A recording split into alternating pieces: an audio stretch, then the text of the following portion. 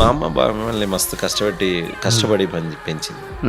మా అమ్మ పడిన కష్టం ముందు మేము ఏం కష్టపడి మా ఇంట్లో ఓ 100 రూపాయలు మిగిలితే నాకు ఫీజు కట్టడానికి ఏదో పనికొస్తాయని స్లిప్ ఇక్కడికి పడింది. బాబా ఇలా సూదిని ఇందులో పెట్టి దారం ఎక్కించుకొని ఇదంతా తిప్పేసి తను కుట్టుకుంది.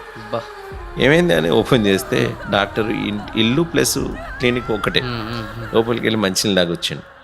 కొంచెం డబ్బు ఆదా ఇస్తే నా బిడ్డకి ఎగ్జామ్ ఫీజు కట్టడానికి పనికి వస్తుంది కదా. 30 రూపాయలు ఇచ్చి నన్ను హైదరాబాద్ పంపించేది ఏమన్నా ప్రోగ్రామ్కి వెళ్తే. ఇప్పుడు ఒక కారు కొనుక్కున్నాం, అపార్ట్మెంట్ ఉంది, విదేశాలు తిరుగుతున్నాం.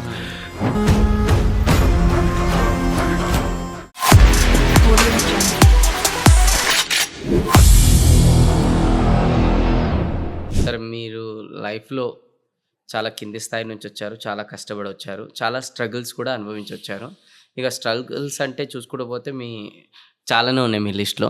కానీ ప్రతి మనుషుల్లో ఒక్కనొక స్ట్రగుల్ ఉంటుంది, అది ఘోరంగా మన జీవితంలో గుర్తుండిపోతుంది. ఎందుకంటే అది మనని ఎదిగేటట్టు కూడా చేస్తుంది. వెనక్కి తిరిగి లైఫ్లో మనం చూసుకుంటే అట్లా కొన్ని మనకి స్ట్రగుల్ పీరియడ్స్లో ఒక 2-3 కనబడతాయి కదా. మీ లైఫ్లో అట్లాంటి స్ట్రగుల్స్లలో ఒక స్ట్రగుల్ ఏంటి అండ్ దాని నుంచి ఏం నేర్చుకున్నారు? మా అమ్మ మమ్మల్ని మస్తు కష్టపడి పెంచింది. మా అమ్మ పడిన కష్టం ముందు మేము ఏం కష్టపడలేదు. అంటే ఎట్లా కొంచెం ఎలాబరేట్? మామిడికాయ పచ్చడి పెట్టుకుంటాం కదా. మా ఇంట్లో ఓ 100 రూపాయలు మిగిలితే నాకు ఫీజు కట్టడానికి ఏదో పనికొస్తాయని ఆనాడు 100 మామిడికాయలు మామూలుగా పెట్టుకుంటాం పచ్చడికి. అయితే 100 వద్దులే, ఓ 30 కాయలు పెట్టుకుందాం అని 100 నుంచి 70 కాయలు తీసేసి 30 కాయలకు ఉంది. ఈ 30 కాయలు వేరొకటి కొట్టడానికి ఇస్తే 30 రూపాయలు ఇవ్వాల్సి వస్తుంది. ఆ పక్కింటోళ్ళు కొట్టుకుంటున్నారు కదా, ఆ కత్తి తీసుకొచ్చేసేసుకుని కొడితే 5 నిమిషాలు ఇచ్చేద్దాం అని పక్కింటోళ్ళ నుంచి కత్తి తీసుకొచ్చి, ఆ కత్తి బాట్ షెడ్ లెక్క లాంటిది, అది పొడుగ్గా ఉండేది. మామూలుగా అయితే ఇలా పెట్టి ఇలా కోస్తారు. ఇది 100 లేవు కదా, ఈ 30 ఉంది కదా, ఆ వెదురు గొర్రని కొట్టేట్లాంటిది. సో ఇలా పెట్టేసి కొడుతుంది. అది స్లిప్ ఇక్కడికి పడింది. పడి మొత్తం తెగుతుంది. నేనేమో ఎన్సీసీ క్యాంప్కి వెళ్ళేప్పుడు ఇంట్లో ఎవరు లేరు.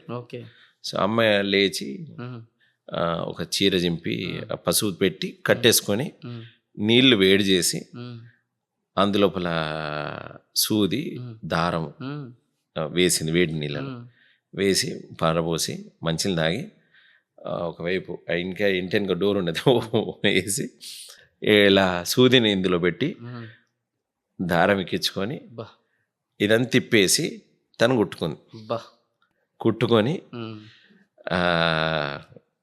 వెళ్ళి డాక్టర్ దగ్గరికి వెళ్ళింది. డాక్టర్ నేను కొంచెం మీకు చిన్న దెబ్బ తగిలింది, టీటీ ఇంజెక్షన్ ఇవ్వని. అప్పుడు 5 రూపాయలు ఇచ్చి టీటీ ఇంజెక్షన్ ఇప్పించుకుంది. రాజన్ బాబు అని ఆ డాక్టర్ చనిపోయినాడు.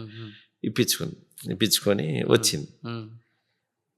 రాత్రిపూట పడుకుంటే ఆ కుట్టిన తర్వాత అది స్వెల్లింగ్ వస్తుంది కదా. మా నాన్న వచ్చాడు ఆఫీస్ నుంచి. ఏమో అట్లా పడుకున్నావు, అసలు పడుకోదు, ఏవో ముక్కలన్నీ అట్లా పడేస్తున్నాయి, ఏమైంది అంటే ఏం లేదు. తర్వాత సరే అది అంటే ఏంది అది మూలుగుతున్నావు అనుకుతున్నావు అంటే ఏం లేదు అనేది తీస్తే చెయ్యి ఉబ్బింది. ఏంది ఇది, ఎవడే డాక్టర్ దగ్గర చాలు డాక్టర్ దగ్గర అని మా నాయన తీసుకెళ్తే అరే వద్దు, ఎప్పుడు పొద్దున్న తగ్గుతుంది, నువ్వు నాడు తీసుకెళ్తే ఏమ్మా పొద్దున్నే వచ్చినా కదా, అప్పుడు ఏమైంది, మళ్ళీ ఏమైంది, ఏం డాక్టర్ మొత్తం చేయని దుబ్బింది, చూడలేదా మీరు, నేను పొద్దునైతే చిన్న తగిలింది అంటే టీటీ తీసుకున్నా కదమ్మా, ఏమైంది అని ఓపెన్ చేస్తే డాక్టర్ ఇల్లు ప్లస్ క్లినిక్ ఒకటే. లోపలికి వెళ్ళి మంచిని లాగొచ్చాను. ఏమో అదేమన్నా గోన సంచి అనుకున్నావా కుట్టడానికి అంటే, ఏమో డాక్టర్ మీరు వంకర సూతో కూర్చుతారు, మేము సీదా అనుకుంటాం అంతే అన్నది. అట్లా కాదమ్మా, లోపల నరానికి వస్తే అంటే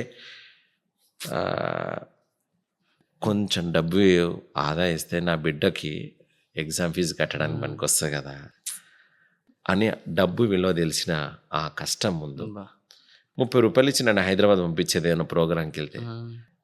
సో మచిలీపట్నం ట్రైన్ ఉండేది, ఆ పైన ఫుల్ ఒకటే బోగి ఉండేది, టాయిలెట్ దగ్గర పడుకునే వాళ్ళం, వెళ్ళిపోయే వాళ్ళం. సో అట్లా ఉండేది. సో ఇవన్నీ ఆనందాన్ని ఇచ్చే, ఎందుకంటే ఇష్టపడి ఈ ప్రొఫెషన్కి వచ్చాం కనుక ఇప్పుడు ఓ కారు కొనుక్కున్నాం, అపార్ట్మెంట్ ఉంది, విదేశాలు తిరుగుతున్నాం. సో కళామ్మ తల్లి నమ్ముకున్నాం కనుక అమ్మ నాకు పెట్టిన ప్రసారం. సో అమ్మ పడిన కష్టం ముందు నేను అస్సలు సో గ్రేట్ నిజంగా సార్. చాలా అంటే ఇంటుంటేనే నాకు ఎలా అనిపించింది, గూస్ బాంబ్స్ మీరు ఇందాక అంటారు నాకు నిజంగానే వచ్చినాయి. గ్రేట్ సార్ నిజంగా. తల్లి ప్రేమ ముందు మనం ఏం వెలగట్టలేము.